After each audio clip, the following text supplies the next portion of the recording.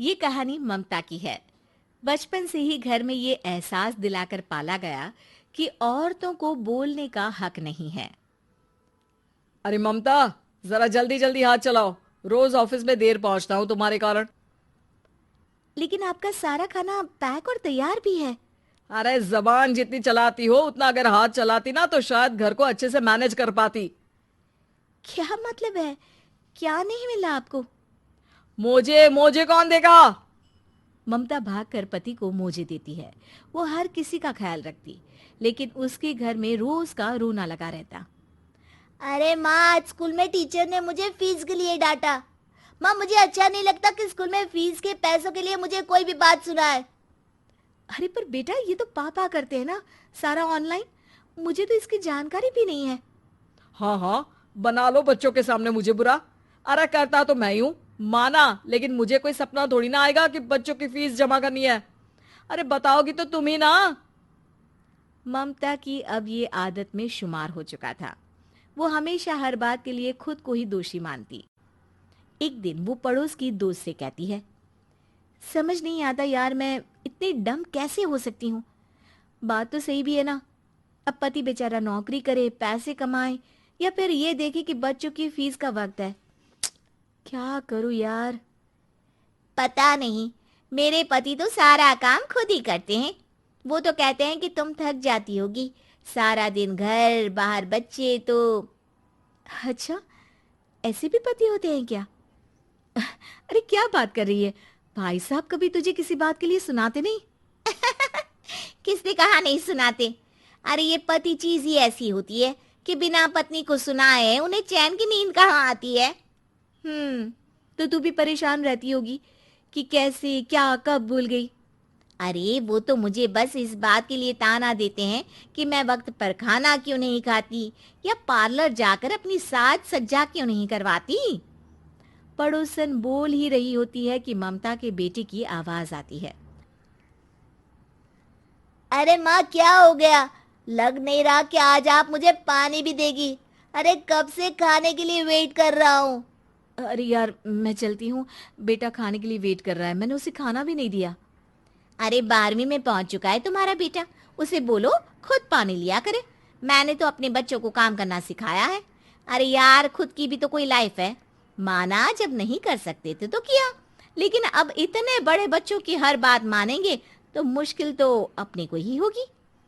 ममता को पड़ोसन की बात में दम तो लगता है, लेकिन करे क्या, आदत भी तो खुद ही ने डाली थी। ममता घर जाती है कि तभी बेटी आ जाती है। माँ, परसों मुझे एक शादी में जाना है। तेरी वो जो लाल वाली साड़ी है ना, उसे दे देना। मैं आज जाकर टेलर को दे दूंगी, वो उस साड़ी से सूट बना देगा। अरे नहीं नहीं तारा, वो मेरी माँ ने मुझे दी थी, और उस साड़ी से मेरी काफी भावनाएं जुड़ी हैं। तुमको ना मैं दूसरी साड़ी दे दूंगी। ओके, कोई बात नहीं, लेकिन आज दे ही देना पक्का। तारा माँ की साड़ी से सूट बनवाकर पार्टी में जाती है, लेकिन जब वो पार्टी से लौटती है। क्या है, मैं तो समझ ही नहीं पा रही हूँ। अरे जब वो साड़ी मांगी थी तो ये छल्ली सी साड़ी क्यों दे दी? मैं ही पागल थी जो इस साड़ी का सूट बनवा लिया मैंने। माँ, जानती भी हो कि कॉलेज में मेरी कितनी हंसी उड़ी। तभी वहां ममता का पति सुनील आ जाता है। अरे गवार औरत, जब बेटी साड़ी मांग रही थी तो दे देती ना। अरे पापा, इनके तो इमोशंस जुड़े थे उस साड़ी से।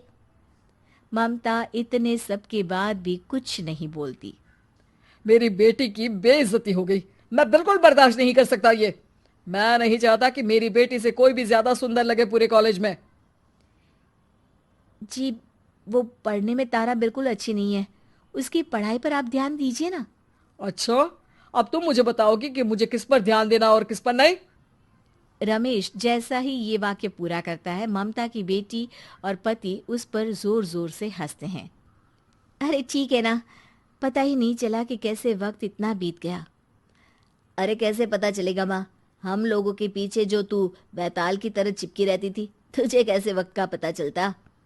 ममता को पहले सास ससुर, फिर पति और बच्चों की तरफ से इस तरीके की बातें सुनकर उसका मन बहुत दुखी रहता था। एक दिन, सुनो ना, बहुत दिनों से कमर के नीचे बहुत दर्द रहता है।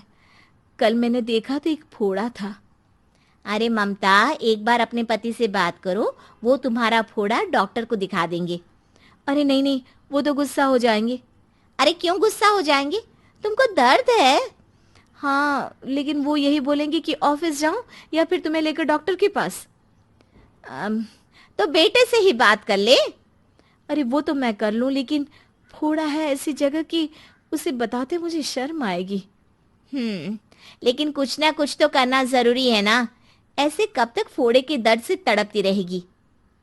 अब तो सोच रही हूँ कि इनसे बात कर ही लूं, वरना दर्द के मारे कहीं मर ना जाऊं। लेकिन शाम को, ममता, क्या किया तुमने आज? खाने के डिब्बे में कैसा खाना दिया था? दाल खराब हो गई थी। कब की थी? दाल तो मैंने सुबह ही बनाई थी, खराब कैसे हो गई? अच्छा सुनिए ना, मुझे कहना है कि अरे गरम दाल बंद करोगी तो ऐसा ही होगा ना। बेइज्जती हो गई सबके सामने मेरी। ऑफिस वालों ने ऐसा मजाक उड़ाया कि क्या बोलूं। कल से ठीक से खाना देना है तो देना, वरना खाना देना बंद कर देना। बाहर खा लूंगा मैं। ममता, जो पति से अपनी परेशानी बताने वाली थी, वो अब ये सोचने लगती है कि कल से पति को खाने में क्या दे। अगले दिन ममता थकी थकी सी हालत में, आप लोगों के लिए नाश्ता बना दिया है, खाना बनाने की हिम्मत नहीं है आज तो। रात भर सोकर थक गई है ना, इसीलिए तो खाना नहीं बना सकती। हिम्मत नहीं हो रही है, मैं बस सोने जा रही हूँ।